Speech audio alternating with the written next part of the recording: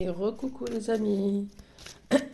Alors, on va travailler un petit peu sur l'enfant intérieur. Je vais faire 3 tas et vous choisirez la carte qui vous parle, voilà, le tas qui vous attire le plus, hein, comme d'habitude. Et on va aller voir un petit peu l'enfant intérieur, hein, voir quelle blessure vous devez travailler. Si ça ne vous résonne pas, c'est que ce n'est pas pour vous. Si aucun tas ne vous attire, ne vous forcez pas, c'est que ce n'est pas fait pour vous non plus.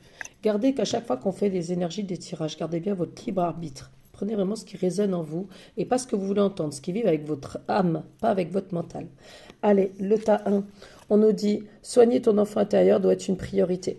On te dit là, le tas 1, qu'il y a plusieurs blessures. Il faut vraiment aller voir ton enfant intérieur, il a besoin, tu vois, il est triste. Alors, il existe des méditations, plusieurs façons de travailler son enfant intérieur.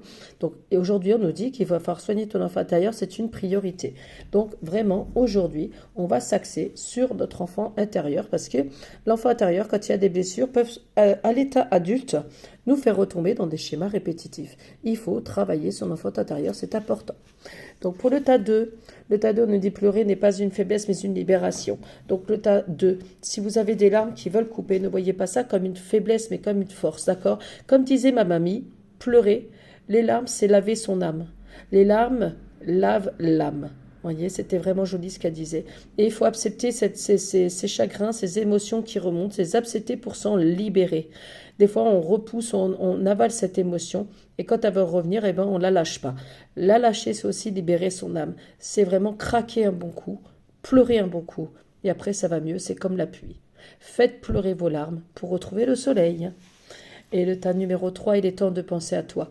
Donc, on nous dit dans le tas numéro 3 qu'il est temps aussi de t'accorder du temps pour toi. D'accord? De te retrouver, de faire des choses que tu aimes, retrouver tes envies, affirmer un petit peu plus aussi tes envies. Si tu es dans une relation, quelque chose qui ne te plaît pas, il faut le dire. Il faut que tu penses vraiment à toi, à te nourrir toi, à te ressourcer, à t'ancrer pour pouvoir bien avancer. Voilà les amis, j'espère que ça vous a plu, c'est les oracles de Cricri bien sûr, hein. Je vais vous l'identifier. Elle a fait plusieurs oracles pour travailler sur soi et c'est important de travailler vraiment sur soi.